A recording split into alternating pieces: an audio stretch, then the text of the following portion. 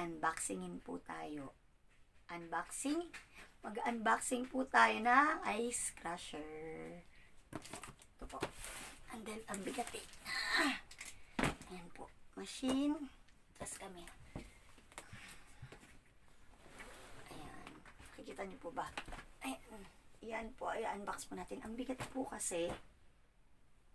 Tapos, ito. I-unbox ko na. Gamitan natin ng gunting syempre.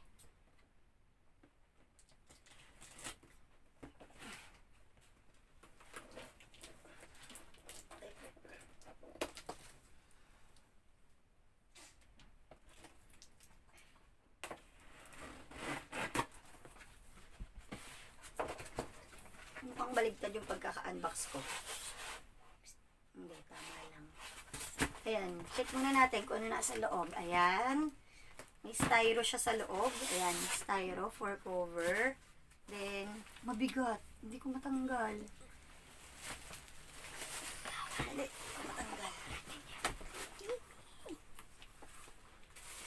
Oh, ayan. Bigat. Siya. Wait lang ha, ibaba ko muna. Ang bigat eh. Ayusin natin yung styro sa loob para hindi siya patong. Ayan. Ito. Ito siya. May kasama pang ano. Naka-plastic din siya sa loob. Tinanggal ko lang.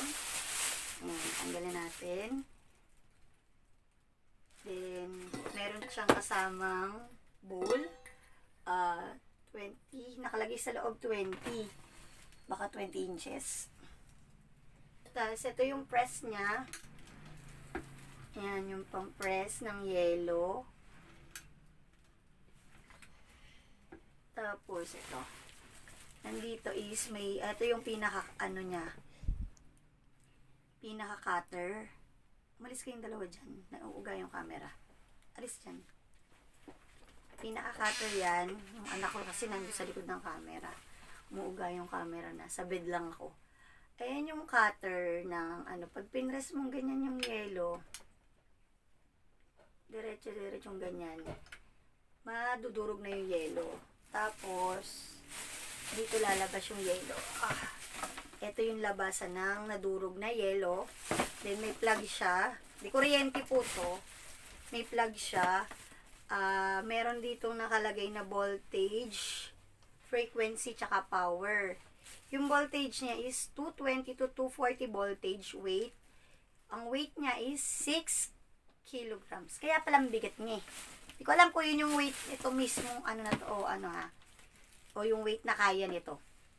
Then yung frequency is 50 by 60 Hz.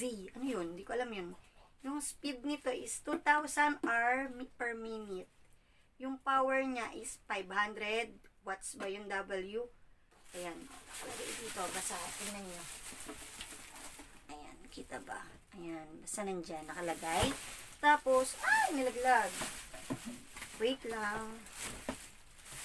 Tapos, dito naman sa kabila is, andito yung on and off. Ayan. Paano, masusubukan ko kaya to? Papaandar ko kaya siya. Mamaya na lang susubukan namin. Magmamais con yelo kami mamaya. Tapos, ito yung plug niya. Mahaba din siya kaso nakatali. Nakabuhol pa. Yan. Yun lang yung ano niya. Ito is, nandito, pansalo dun sa yelo. Na madudurog. Ayan.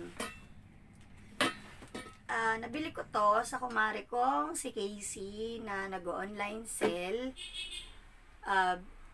Pinambili ko naman dito is yung mga kinita ko na itabi ko nung ako'y nag-iihaw. Yung mga naitabi ko nung nag-iihaw ako, yun yung pinampuhunan ko dito. Dapat kasi halo-halo din kami kasabay nung ihaw-ihaw. Kaso may naghalo-halo na dun sa may katabi namin malapit dun. Hindi na ako nagtuloy ng halo-halo.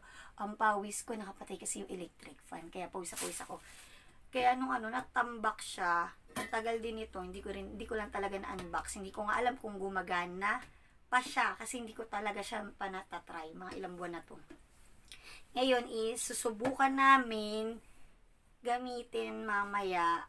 Magmimerienda kami ng mais con yelo. Tatry din namin kung makakagawa kami ng banana con yelo kung merong mabibilan sa labas ng saging. Pero mais con yelo, sure na yun. Magmamais con yelo kami mamaya. Yan. See you later sa mais con yelo. Nakabili kami ng saging. Nagluto ako ng saging. Ito yung mais. Yung nakalata lang. Ayan, yellow. Ito na yung crusher. Subukan na natin. Tara. May ice crusher. Ay, yung ice crusher. Oh. Tapos ano? Ayaw mo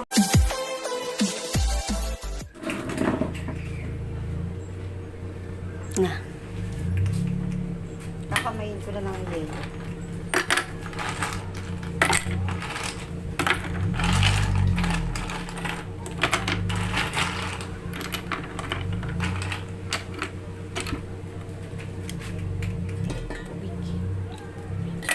Ay, tumutulo na tubig.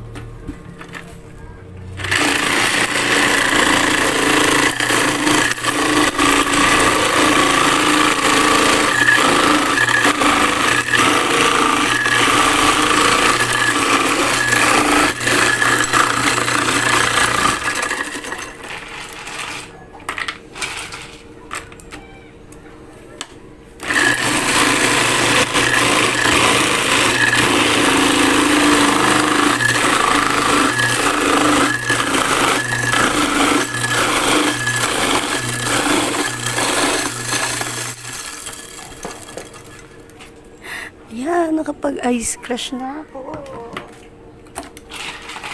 Ay, sino gusto ng mais con yelo? Gawa na kayo. Ito na yung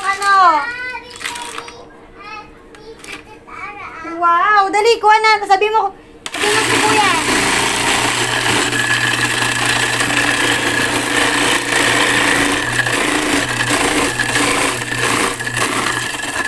Tuwagin mo si kuya.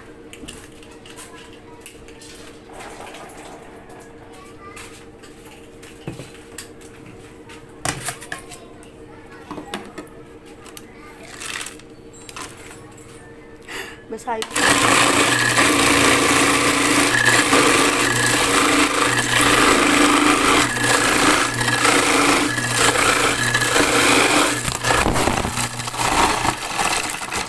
Nalaglag yung cellphone ko.